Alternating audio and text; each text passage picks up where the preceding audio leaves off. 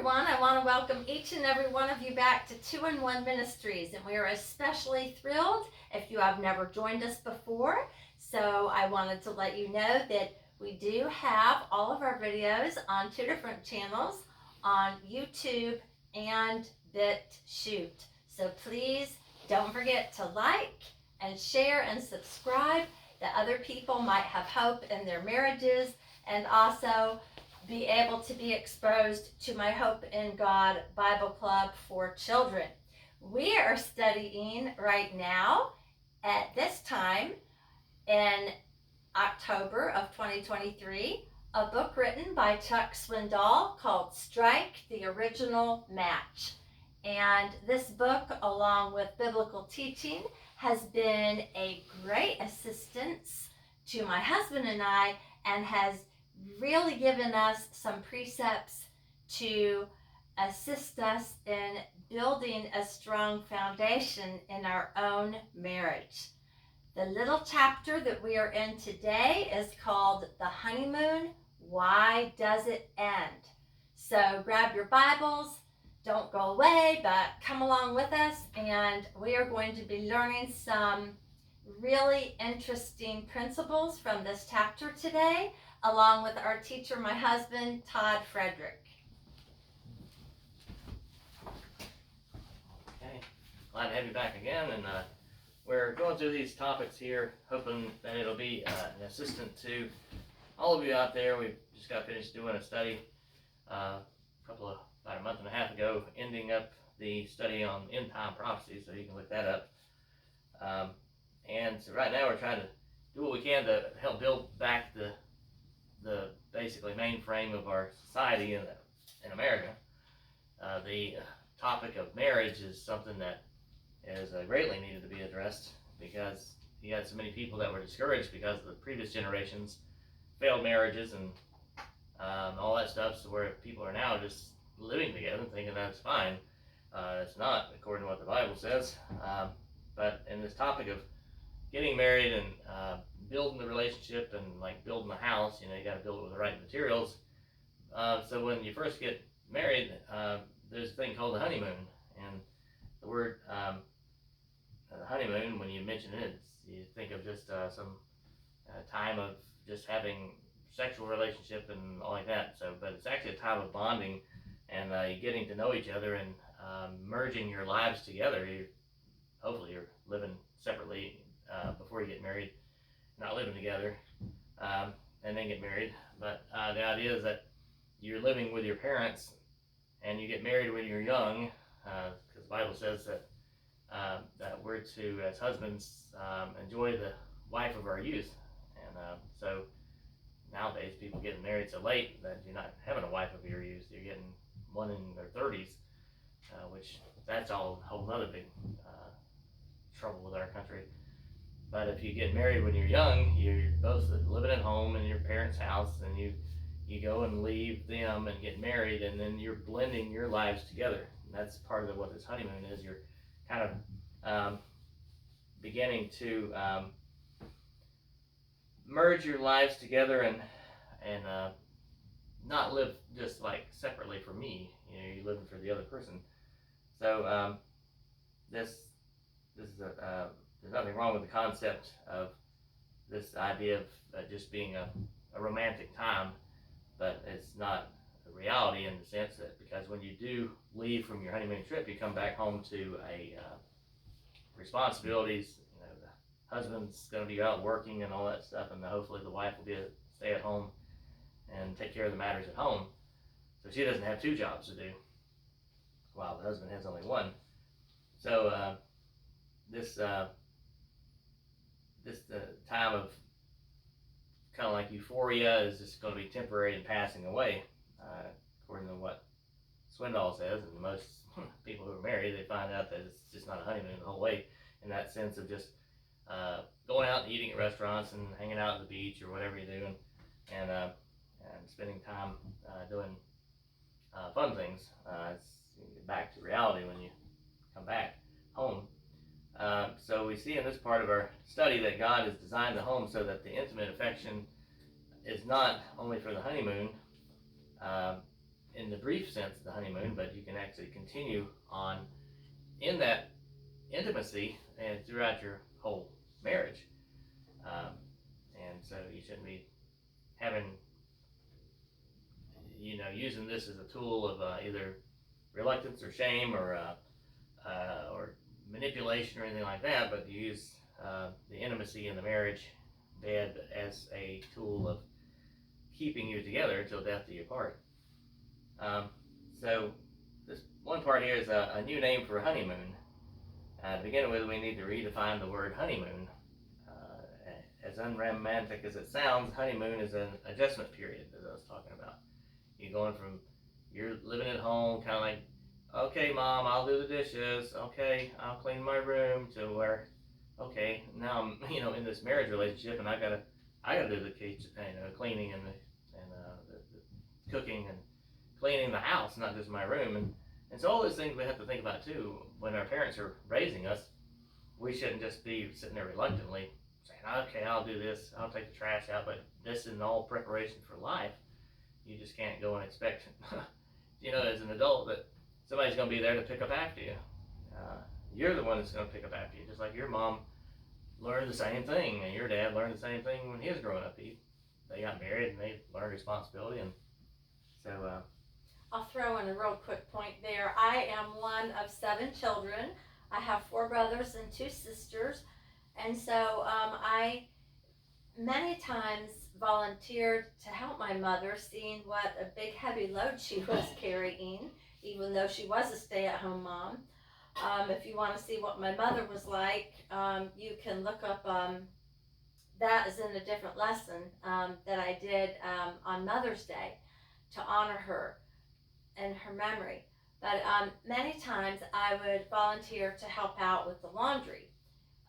We had our washer continually going, it seems like, night and day, all day, when we were at home. And so I would be able to assist her with many loads of laundry. And we had so much laundry that we had to put part of it on the clothesline and part of it in another dryer, which was a second dryer. We had one dryer in our kitchen next to the washer, and the second dryer was out like in a carriage apartment type garage. But that was some good experience for me, because I was doing all my own laundry plus helping my mom with many other loads of laundry by the time that I was 13. And I didn't look at it as like I have to do this, but I actually really did enjoy helping her. The only challenge was when the temperature would get too cold outside, and we lived in the state of Indiana. Sometimes our clothes would literally freeze on the clothesline, so then we had to re-dry them again in the dryer. Yeah, exactly. And with this time of adjustment, it's a time in which you're getting used to each other. Sometimes people have they date for 5 or 6 years, and I'm thinking that's crazy, because why not just find out if you're compatible, if it's God's will, and get married within the first year, and spend 4 years in marriage together. That also cuts out a lot of the hanky-panky that might take place, because you're putting yourself in a place of temptation. When if you just get married, then that's going to be the natural flow of things, and it's totally acceptable. But this it's the beginning of a new lifestyle, and the first acquaintance with reality that both the partners, husband and wife, have in their relationship. There again, they're going to come to the realization that nobody's going to pick up for us. You're going to have to either do for yourself, or the place is going to turn into a cockroach motel. And I've been in people's houses before to do service calls, and you got trash piled up here and laundry piled up there, and you got rats running in there, and literally. So you don't want to have a place like that, because you want to be able to have your house be a testimony. And if you go to church and like that, which you should, bring home a group of couples, that says, hey, let's have dinner together, and we'll play Monopoly or some board game or something like that, and they come in well, there's no place to sit down, and sit on that bag of chair, clothes there, pretend it's a beanbag chair, so, um, these things here, it includes a period of the intimacy, but you can't just be all that, and it can't be all work and not the intimacy. So it has to be the right balance and all that stuff. So the review of principles already observed, which we've done in the previous weeks, you can look back at those, but we're in the previous lessons we talked about the severance. That's there again where you separate yourself from your parents. Principle of this calls for the pairs getting married to sever themselves emotionally, mentally, and physically from their parents, and financially. The idea is because what if your parents die, or they get bad sickness and it sucks all their income out, and, for a heart surgery that's wipes them out, and if you've been still relying upon their purse strings, then you're going to be in trouble. The idea is to sever from them and make your life for yourself, just like they did from their parents. And then the permanence, this one requires the married couple to glue themselves together, as it were, and that they become intimately attached to each other, and every other way until death do they part. So you got severance, permanence, and then acceptance. This calls for the personal development, encouragement, commitment, and unconditional love one towards the other. So when you get married, the wife isn't going to look as thin and as luscious looking as she was on the day she walked down the aisle, because she might have a child or two or five, or she might have a gland problem where she just gets big without trying to have anything else happen, like kids producing overweight, or she might have a breathing problem, and so she gets put on a steroid type medicine, and that would blow her up. So these are all things, and of course if the girl likes the guy because he's got a macho look, and he's got a nice locks of hair flowing down and all like that, and just what happens when he gets to be about 40 or 45 and his chest comes down to here, and his hair goes down to here, So we can't just look on the outward appearance. We have to have unconditional love for each other. So that's these other principles that we learned, but then this fourth principle is the principle of intimacy. Biblical principle of intimacy. This fourth foundational principle for marriage is, keeping the marriage bed holy. I guess you could say it like that. The principle is found in Genesis 2:25, which reads, "The man and his wife are both naked and not ashamed." Now, of course, that was a different time back then, because God made everything perfect. There was no sin in the world, and they didn't realize that they had no clothes on until they sinned, and so that's why we should wear clothes now, out in public. But then that's where you become one with your wife. You should not have shame and that type of thing when you're in the intimate bed situation. Now that's a different story with like the guys that go to work, or the women. Hopefully they don't go to work, but if they're at work, you shouldn't be seeing each other in nakedness, because then that's shame. You do it only in the marriage bed and the confines of that. Says they were having this open, Adam and Eve were having this open, unguarded relationship with no guilt, no shame, no consciousness about anything, because they were perfect. The change happened when sin entered into the world, and so God desires that the men and women develop and maintain intimacy in their marriages. See, if you don't have a couple doesn't have intimacy in their marriage, they're going to seek it elsewhere, and so that's why, like we talked about the other week, that a wife shouldn't use her body as a tool for manipulation. Well, we're not going to get together tonight because you didn't mow the lawn. So he's out there mowing the lawn at midnight, So those things, you don't use that as a tool. It's supposed to be a means of bringing you together, not separating you apart and being, just like a wedge. And so what that would do then is open up the door for somebody else, who's some Proverbs 7 woman, the strange woman, to come in and be like, "Oh, hi," and start talking to your husband, and pretty soon, or the other way around, if your wife's, you're sitting there too busy video gaming or watching porn or something like that and not paying attention to the real deal. And then she's thinking, well, I'm not getting fulfilled.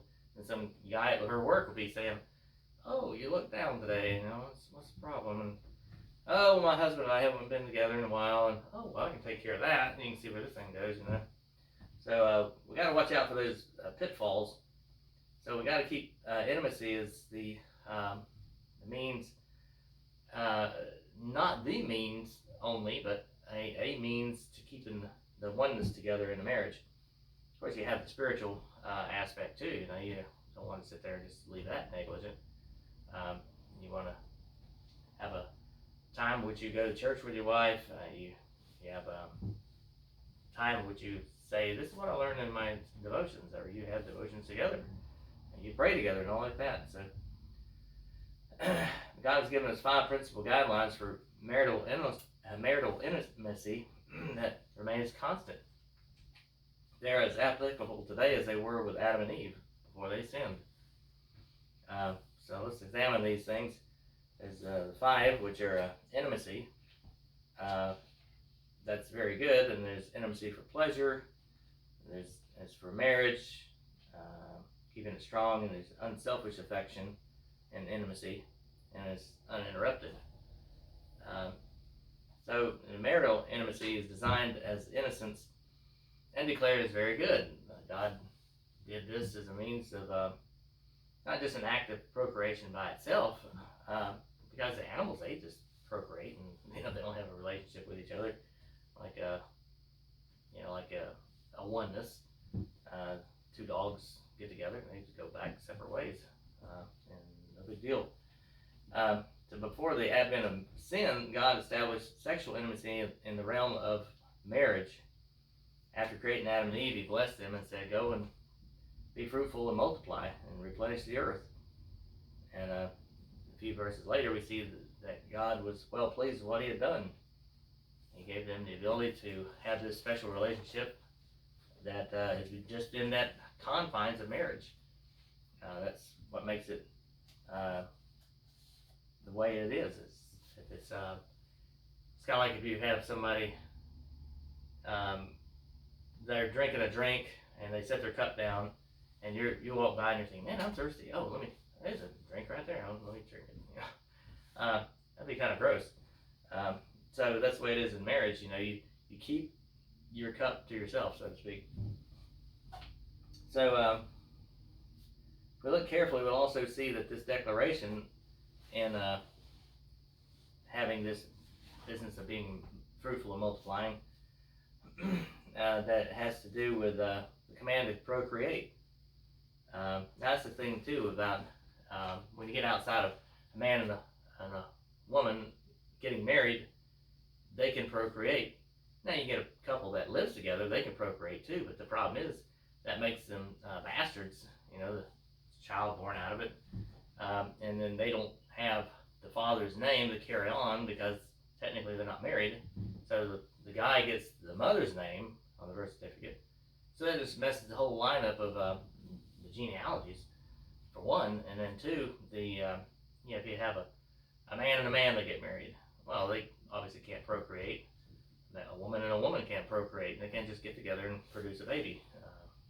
They have to have some other outside means coming in to do it, such as like some kind of a IVF program or something. And so those are all things that somebody says, well, show me in the Bible where homosexuality is wrong. Well, there's an example right there. How can you procreate? You two only, not some third party coming in. So those are all things you got to keep in mind when evaluating this business of intimacy and who's qualified for it and who's disqualified.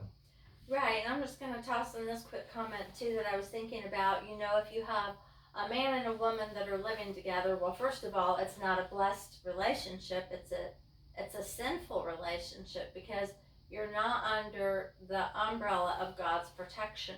You're not under the covenant of holy matrimony.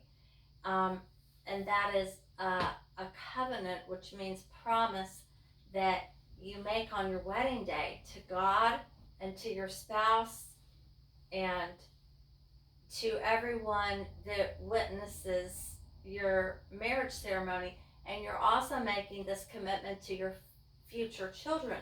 So if you have two people that are shacked up and you have two or three kids, for example, and what if one day the guy just skips out on the whole situation? He could say, well, I'm not committed to you because we're not married. And that is true. But before children are brought into the world, that father and mother need to take a step of faith into marriage before they bring children into the world. That's the biblical pattern that God sets up for us here with Adam and Eve, the first man and woman in the book of Genesis. And that's the principle of first mention. That's the pattern that he desires for all of us to follow, because he knows what's best for us. Obviously he does, because he is the one that created us. Yeah, and so with the reproduction, and the accompanying delights that are brought about by this intimacy and the production of a life and so forth, there's no shame in that. Notice when a woman, for example, just goes out to the clubs, and so she goes to some guy's house or a hotel or something like that, and she lies with him in an intimate way, and then she gets pregnant. Well, there's shame there, because now she's thinking, I produced a life. I've got to do something about this. So then the results in, she thinks, this was, it's going to inconvenience me, and so she has an abortion. So then you have basically two sins. You have the sin of fornication, then you have the sin of murder. And these are all things that we don't think about, but when you're in the confounds of marriage, you got the man and the woman that come together, and then producing a baby of that sorts, then it's wonderful. It's a life. There's no shame in that. It's an outpouring of their love for each other, where the other's just an outpouring of lust. And so then, of course, the child birth from conceived from that conception, that coming together of lost people, not saved, not married.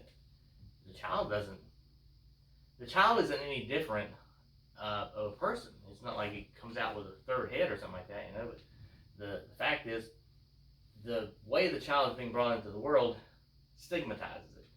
And of course, the child can be put up for adoption rather than aborted.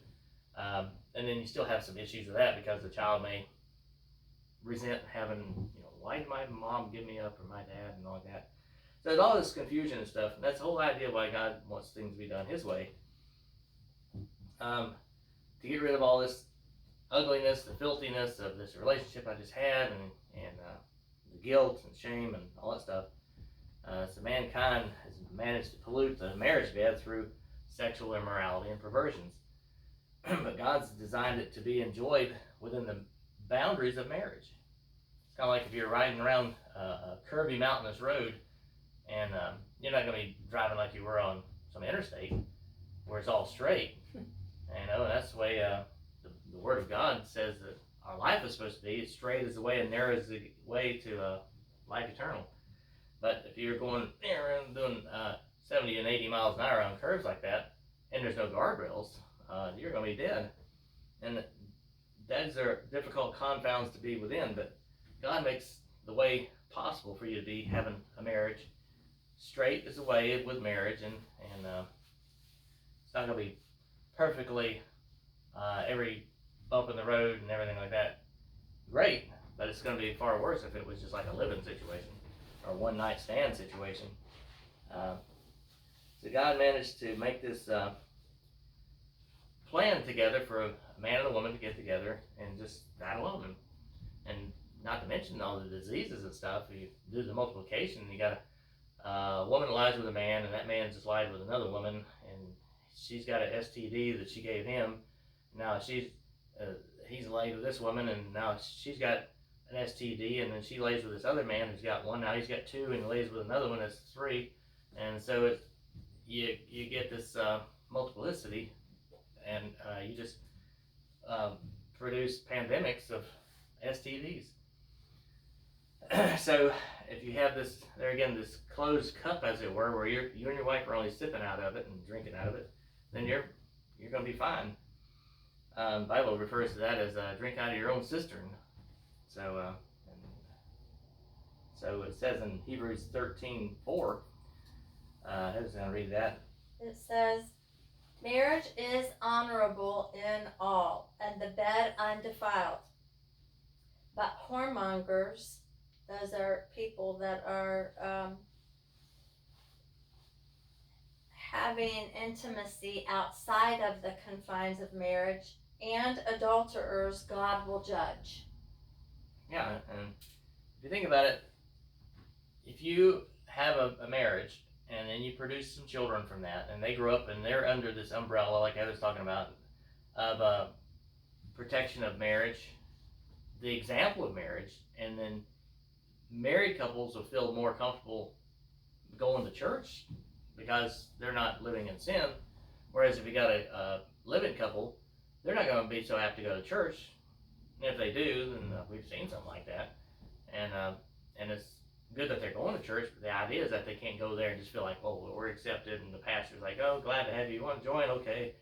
Well, then you got basically lost people, fornicators, bringing in this hypocrisy into the church. And people say, well, the church is full of hypocrites. Well, that's an example there. You got people living together and coming to church, and if they bring their kids in, they're seeing this dichotomy here where you got God's words, preacher saying, the Bible says that a man should be married to one wife, and then kids saying, Mommy, you're not married to Daddy, are you?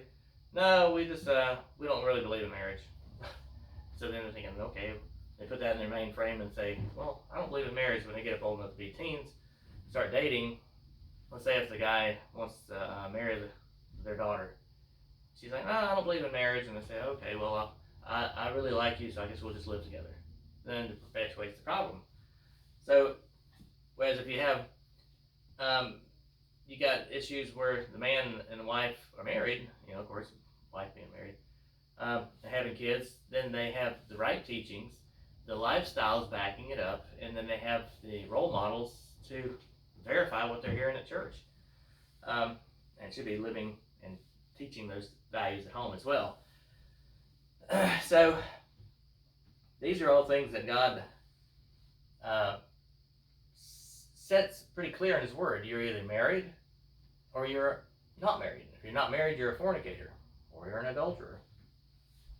And that creates problems when you're that way. So the next is intimacy for pleasure. Now, intimacy is good for reproduction, and it's good for intimacy. So that there again keeps the wife and the husband bonded together. The Bible says the two shall become one. And then Paul even spoke about in another place that, what, know you not, if you join yourself to a harlot, you're one. So even the person that's not married, when they get together in a sexual way, they become one. So then there's no real difference in the effects, because when, let's say if a guy lies with a harlot, or let's say he's got a girlfriend that he's kept for weeks or months or whatever, and they've had sexual relationship together, they become one. So when they separate, they tear apart from each other, and they have emotional ties and spirit ties and all those things. That's why you see so many things on the internet news and stuff where this woman broke up with her boyfriend, and so he came back and killed her and her new boyfriend, because it's not meant to be that way. You're supposed to be, when you get together sexually, that is the bonding time at the honeymoon to solidify your marriage and to basically start you together in a new life, having separated from your parents. So marital intimacy is not intended for progression only, but for personal pleasure as well. I mean, just don't kid yourself. That's why do you get together? People say, like the song that says, what should be wrong? Why should this be so wrong if it feels so good? Some line like that. Well, it's wrong because the Bible says it's wrong if it's done in the wrong context and the wrong relationship. But secondly, the Bible guidelines is found throughout the scriptures. For example, if we see it in Proverbs 5, it offers a positive word about harmony and pleasure between a husband and wife. And then the second one would be, later on we'll talk about the Proverbs 7 woman. Okay, so first of all, I'm going to share the negative effects of doing things outside of God's plan for us. And that is found in Proverbs chapter 5, verses 1 through 4. And this is Solomon talking to his son, King David here. And he says, "My son, attend," or hey, listen up unto my wisdom, and bow thine ear to my understanding, that thou mayest regard discretion. That means have the ability to make the wisest choices when you're faced with decisions, and that thy lips may keep knowledge.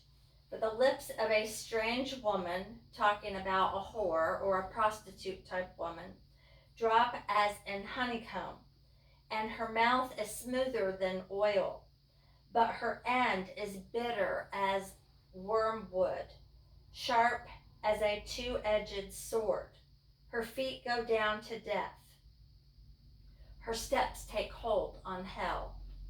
Okay, now I'm going to share with you the positive effects of doing things in God's will and way and timing. And of course, I forgot to mention this earlier, that when we have our first covenant relationship with God, that is when we meet Jesus at the cross and we get saved. And when Jesus cleanses us with his blood, then we are born again like a newborn baby. And God gives us new desires. So, in other words, we're not saved by following the 10 Commandments or any other commandments in the Bible.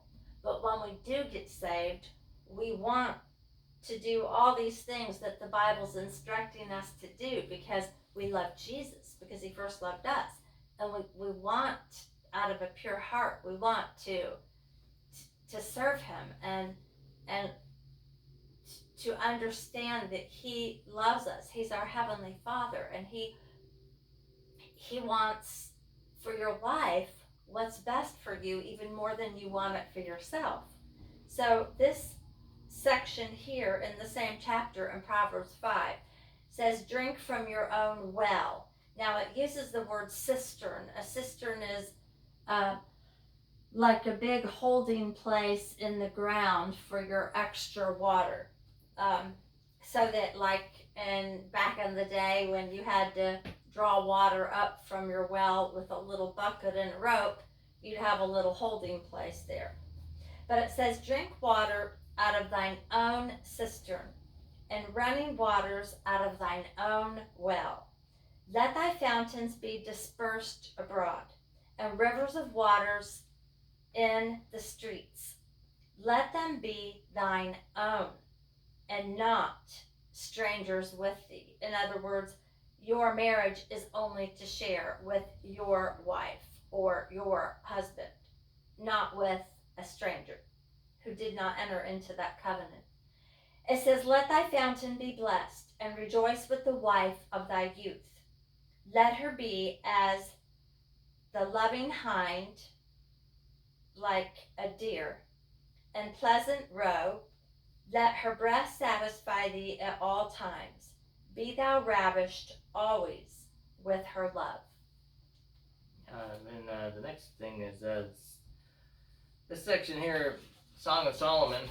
It's kind of tells about the feelings that the woman had towards her husband, and then the next section would be his thoughts and words towards his wife.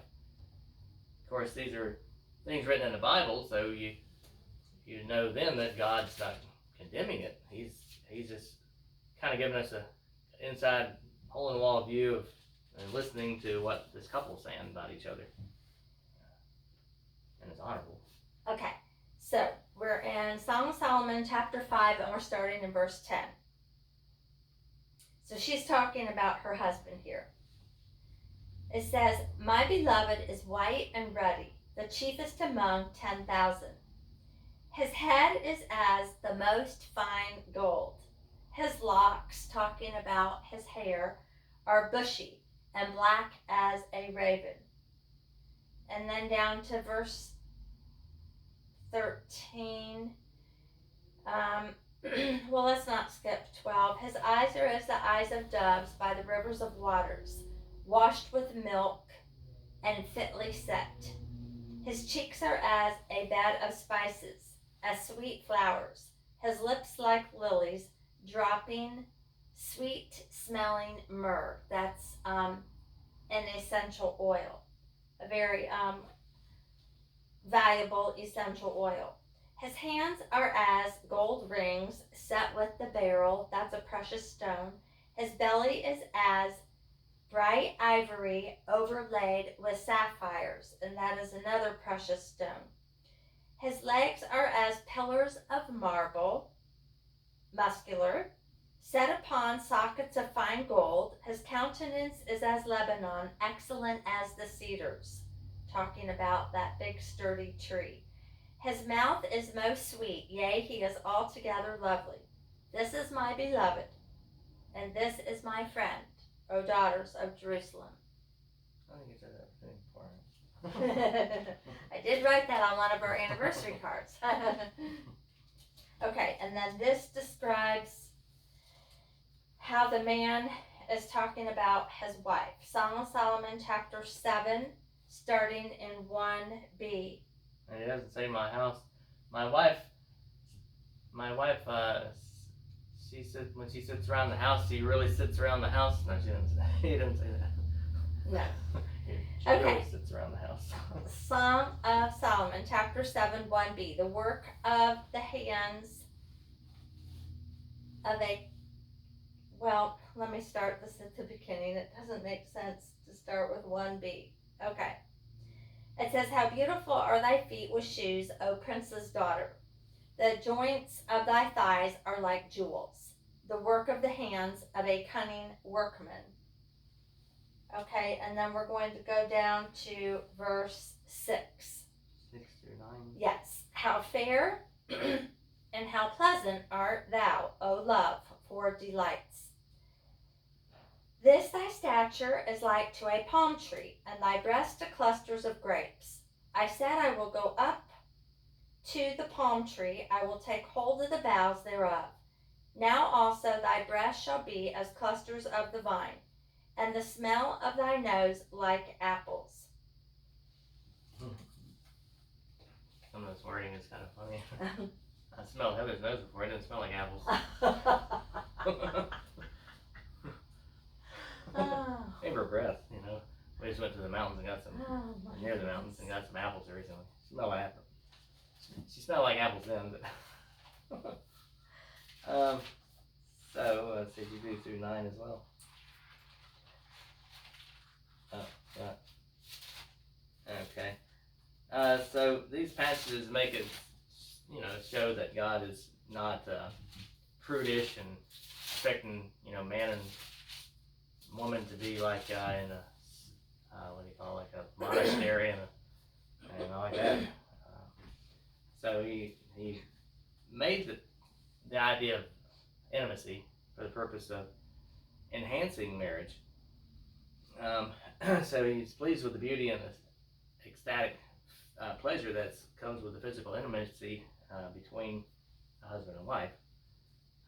So these are things that men and women want to take care of in their marriage, you know, take advantage of. So intimacy is for marriage only. This intimacy was planned by God for a husband and wife relationship only. It doesn't allow for mate swapping, group sex, homosexuality, or other horrible perversions. God says if you want to be intimate with an individual, there's one requirement, and that the individual be either your husband or your wife. That's what Paul basically said when he stated it's good for a man not to touch a woman. Woman responds to touch. She responds to words and stuff like that, and that's why it's a dangerous thing for a guy to, you know, if he's a Christian, to talk to a girl that's not a Christian, or vice versa. If the girl's a Christian and she's sitting there listening to a guy that's talking to her, she's hearing words that are gonna allure her, seduce her, and if he puts even his hand on her shoulder, you know, those are things that the woman responds to touch, and pretty soon it goes in other places that it shouldn't. So these are all things that in a dating relationship you have to be keeping your guard up, keeping your purity up. So that way when you do find the mate, and that's probably the reason why years ago, in ancient times, a husband and a wife, they would have a son, and then they would see a family that they knew, and then they had a daughter, so then they would prearrange for them to marry. That way it cuts out all this nonsense about dating and all like that. They have enough wisdom to figure out, okay, we trust your family and we like your family stance with God and all like that, so we're gonna prearrange for you guys, for your daughter's hand to be given to our son. But this business about responding one to another in this movement towards intimacy before marriage is not good. I saw this about a custom in Israel. I don't know if they still do this, but they used to. I know in Bible times and even up to fairly recently that either the parents would find a spouse for their son or daughter, or they would go to a lady called a matchmaker, which, that we kind of joke about that term. Oh, you're going to play matchmaker and set this couple up. But that really is like a paid, I think it's a paid position. I know it is like a job that this person takes very seriously, and they try to introduce couples almost like at an adoption agency, trying to match up a baby with the right family that they think would be the most harmonious. So in this matchmaking situation, they only allow the couple to date 2 or 3 times, and they barely know each other before they get married. But the idea behind that is healthy. Like Todd said, the time that you have when you're dating or courting, that should not be some long extended time, like even over a year, because it creates a situation where you are too tempted. The more you get to know each other, the more you want to get physical with each other, and so that's not healthy.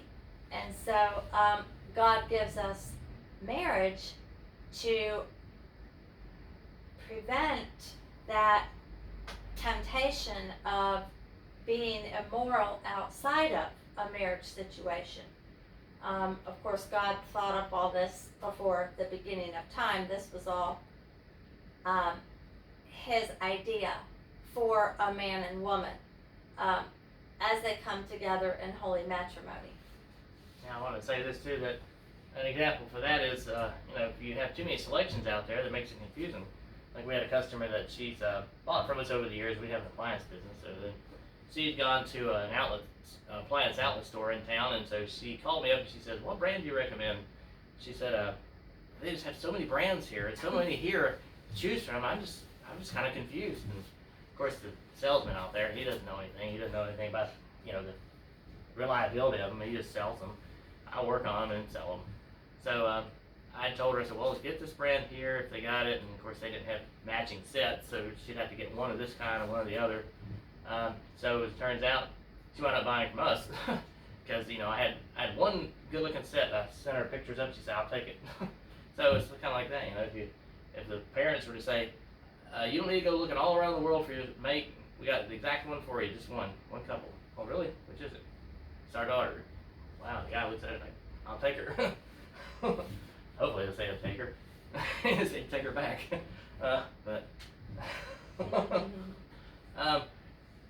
So these are things that you got to keep in mind, that God created marriage, and if you're married, live as though you are. And if you're not married, don't live as though you are married.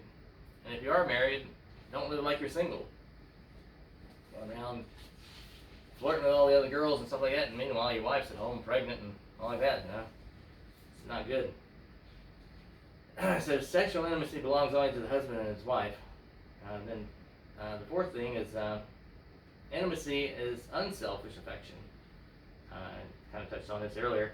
Marital intimacy is not an expression of self-desire. Paul developed this idea with 1 Corinthians 7:3-4. Let the husband render unto the wife due benevolence, and likewise also the wife unto the husband. The wife hath not power of her own body, but the husband. And likewise also the husband hath not power over his own body, but the wife. And then he goes on, well, I'll go ahead and read the next verse because we're going to get to this anyway. It says, defraud ye not one another, except it be with consent for a time, that ye may give yourselves to fasting and prayer, and come together again, that Satan tempt you not for your incontinency. So I wanted to give you an example of this. I know a couple right now, and because they both have a different work schedule, they have decided to separate in their marriage, not because they don't get along, but because they both have such a strange schedule. So she's gone back to her parents' house to live during the week, and they only see each other on the weekend. Well, biblically, that is not scriptural. It's not healthy for that marriage. And it seems like everything is okay right now with that marriage, but whenever we do things outside of God's word, we don't have God's blessing, and we're just setting ourselves up for a place of temptation. So according to the Bible, it says, don't live like a single person if you're married, in other words, because unless it's for a short time for prayer and fasting, which obviously this situation I'm talking about is not falling in that category. Yeah, so this marriage intimacy business is not selfish. It's not desiring one's own self. Let's say if the woman's got a legitimate physical ailment where her husband, he's just like, I gotta have it, baby, or whatever, and she's like, I just got finished having a baby. You have to wait or whatever. Don't be desirous of your own pleasures. Think about the other spouse. If you're doing to be a pleasure to the other person, then the other person can reciprocate it, and it's mutual. It's kind of like the woman every night. The guy would come home. I think Chuck Swindoll said this. I heard him on the radio say this, but he says the guy would come home every night, and the wife said, "No, honey, I got a headache." So on the way home, he stopped by the drugstore and picked him up some pain pills. So he came home and said, "I got this for you from the pharmacy, from the drugstore, and it's for headaches." And she says, "Well, I don't have a headache." Got her. So don't be manipulative over your perceived, I don't feel right, this isn't the time, and all that. Don't withhold each other, the Bible says, except for certain reasons, like fasting. I know one guy that his wife said that apparently he's been fasting for like 15 years. So, I don't know, he must be a pretty skinny guy. So do those things that are going to be complementing each other and strengthening the marriage, and not giving a place for the devil to come in and distract one of them away. So like I was talking about earlier, he's got somebody at work, or that be like, hey, or like some other people, they go to the store and they got some flirty girl there, and pretty soon things are going the wrong way with that. So the next is intimacy. It is uninterrupted. So let's keep the marriage intimacy uninterrupted as much as possible. Like I said, there is an occasion where you should be apart for some reason, maybe physical, maybe spiritual. So the marital intimacy is not to be set aside or postponed except on very rare occasions. So Paul said this, what Heather just mentioned in that reading, the pride not one another, and so forth, except you're doing some kind of devotion to the Lord and fasting and praying maybe for some family member or some nation or something like that. and then come together again lest Satan tempt you because of your lack of self-control. So that's in like Heather read, 1 Corinthians 7:5. So in this text, we're given 3 basic guidelines to follow for interrupting physical relationships in our marriage that are, lawful, that are acceptable. First, it should be done by mutual agreement. If the guy says, "Honey, I'm going to fast. I feel like fasting for like 3 weeks." She's like, "Honey, I'm going to have a baby. I'm going to have my ovulation in like 2 weeks." Oh, nope, sorry. And he's just doing that to manipulate the situation. I didn't want to have another kid. He's already got like 10. Who knows? So then make sure you both are agreeing to this abstinence. And so then secondly, it should be done for reasons serious enough to call for prayer. So then third, do it only, stop temporarily only when the goal is to come together again. So the idea is do things together. You're in it together with marriage. Two should become one. You should have one mind on the matter. Somehow, it seems like people that are lost and living together, they don't have any problem with intimacy in their way. They don't have any problem having kids. You go to the store now and you see married couples, they're walking around with no kids. You got people living together in a mobile home park and they got 2 or 3 kids.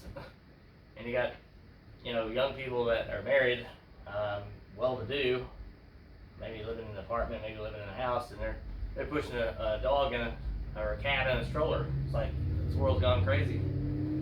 So we need to get things back to the Bible. Go back to what God says. He invented marriage. He invented intimacy. He didn't invent it for the lost people, because otherwise he'd be tempting them to do something and telling them to do something that is going to condemn their souls to hell. So why the honeymoon ends? This is like the next section. For some people, the honeymoon will not end because they fail to follow the following guidelines of intimacy, as we just discussed. They won't end, and we'll get to that in a second. There are other circumstances that can lead to the death of intimacy or physical intimacy. Death of physical intimacy in marriage. And some of these are physical illness, like we talked about earlier. If a person's,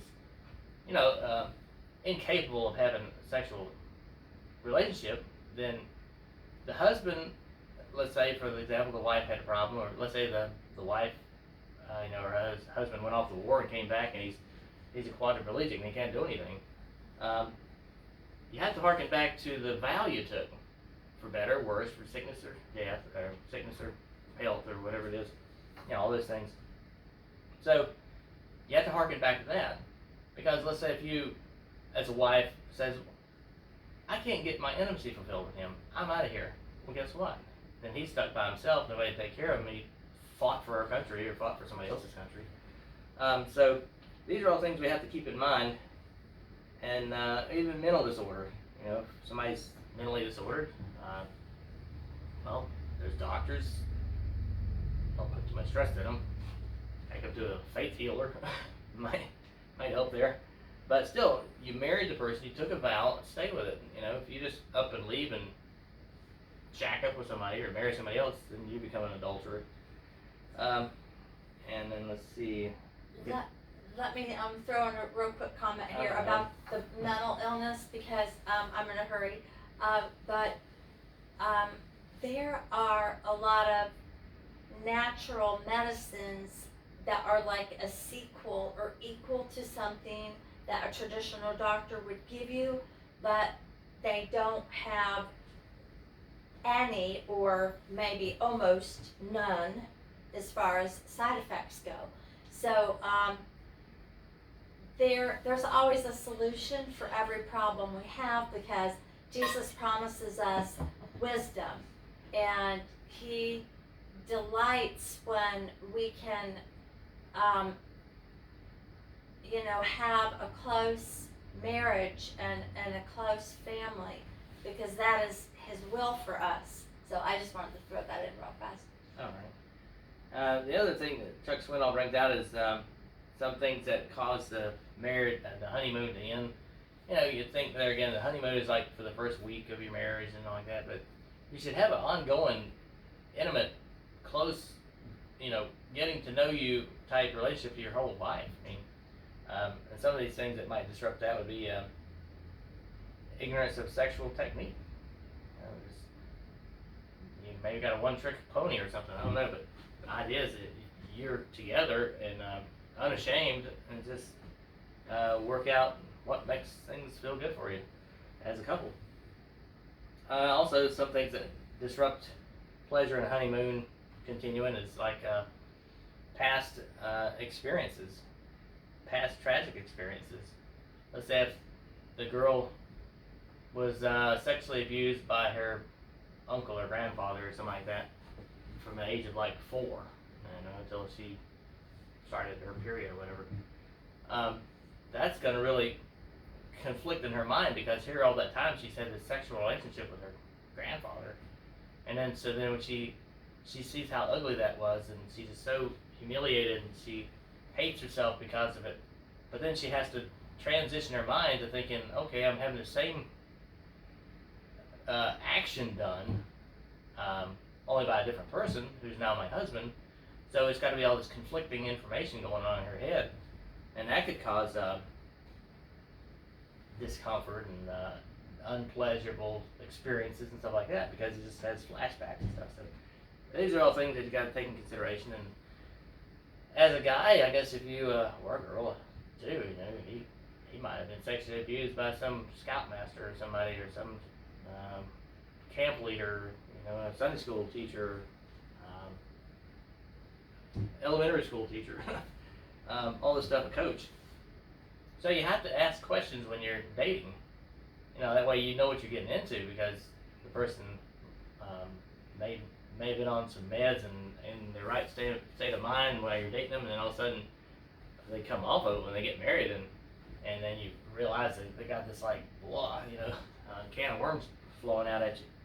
So you have to know what you're getting into and be prepared to stick with it. If you know, if you either A, find out about it and you really love the person, or B, find out afterwards, you got to stick with the commitment. You can't just up and leave. And sometimes intimacy falls into a rut, you know, we're just, I don't know, just maybe where it just doesn't have any feeling left to it. Like we know situations where people just, they almost feel like they're being used in the relationship, in intimacy, as some kind of sexual tool or something like that. But that's the next thing. You don't want to be using sex as a tool for retaliation. Well, he didn't let me go shopping last week and get that nice fur coat, so I'm gonna hold out on him, or something like that. We need to realize that we don't need to let any of that stuff get in there and separate us with our role of intimacy, because then that's the big thing that Satan uses for ruining societies is immorality. And it goes anywhere from if you don't get your intimacy met in the bedroom with your wife, you're gonna meet it somewhere else, you know, either in an imagination world like with pornography, or in the way of getting together with some other mate, and maybe you'll flow over into homosexuality. I mean, if you get into pornography and you see all this other stuff going on, then you may not have any woman be interested in that type of brutality and stuff that goes on in pornography, but you might have a guy that like it, and then you go to homosexuality. All this stuff here like that. But Heather was going to mention that about the statistics of marriages. Yes, and right before that, I want to share with you a personal example of something that happened to me here in our business. One day we had a very wealthy man come by the shop, and he needed a washer and dryer. But he just all of a sudden, is like buckets of water started coming out of his eyes, and he's What was just that out of nowhere? You know, because you're talking to him about the Lord, right? yeah. Well, I was talking to him about the Lord, and as all of a sudden he started crying, and it wasn't really anything that I said, but he was under so much conviction. And he revealed to me, and this has never happened to me before, and the whole time we've been in our business, which has been 31 years, that he revealed to me that he had a terrible and debilitating pornography problem, and that it was ruining his marriage. And he had a wife and 4 children, and that they were going to be getting a divorce if he couldn't stop this habit. And he had been trying to quit for years. And so I was able to give him some good resources from Moody Church, from Erwin Lutzer, who did a wonderful sermon series on restoring the soul.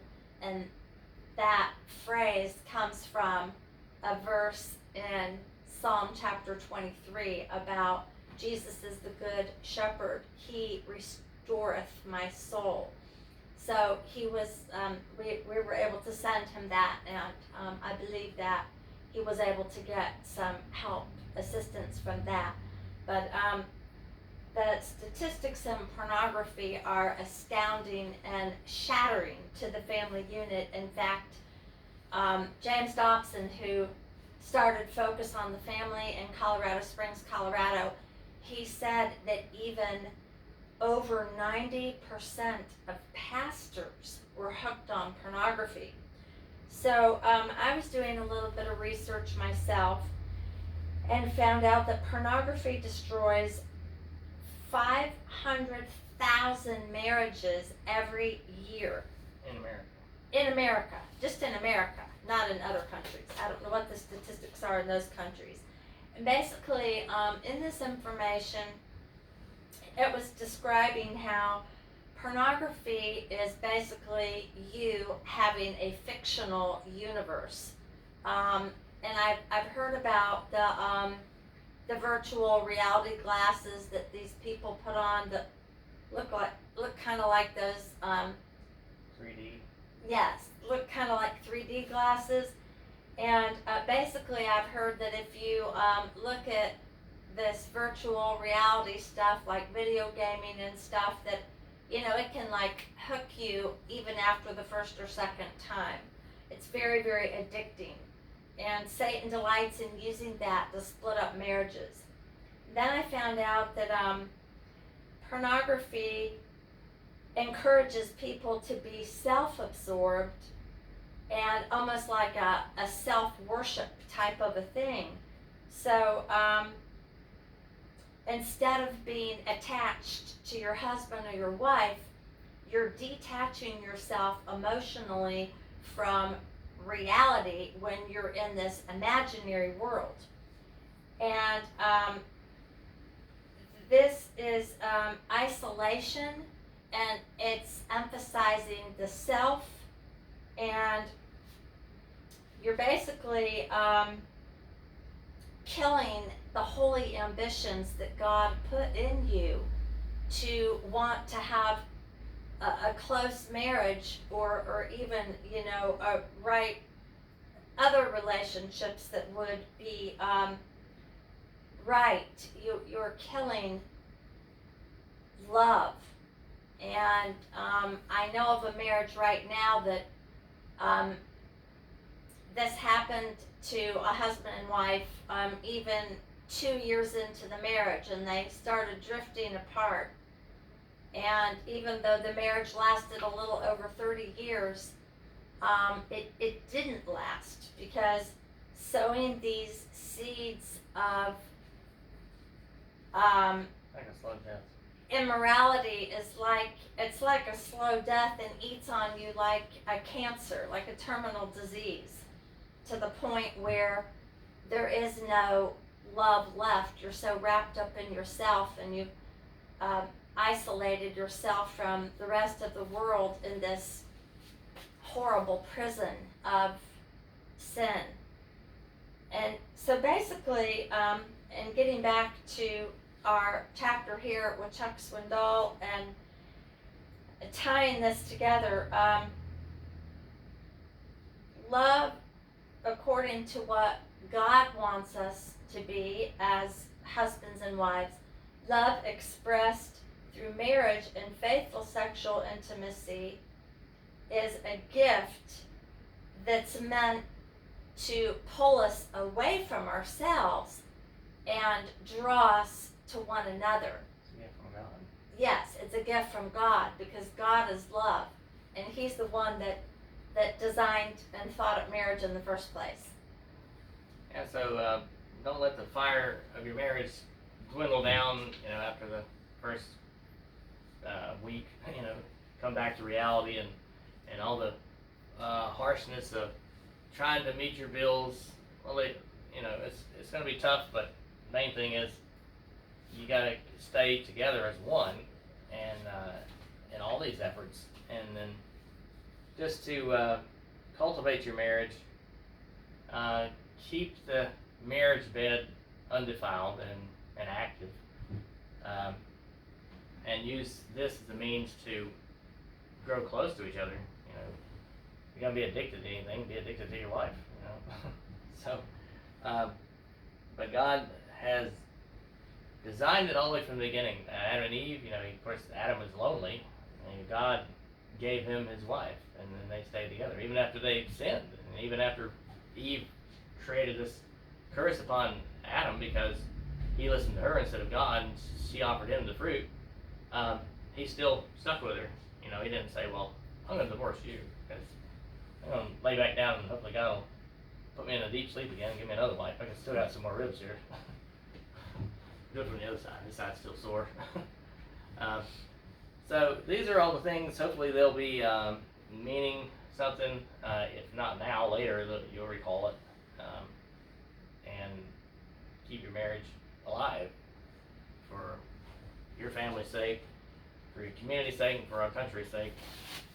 And with that, we'll close it up. Thanks for watching. Be sure to subscribe. Hit the subscribe button, the like, leave a comment, and visit us over at BitChute. Basically, it mirrors what we have here, but and subscribe there too. So thanks for watching. See you next time.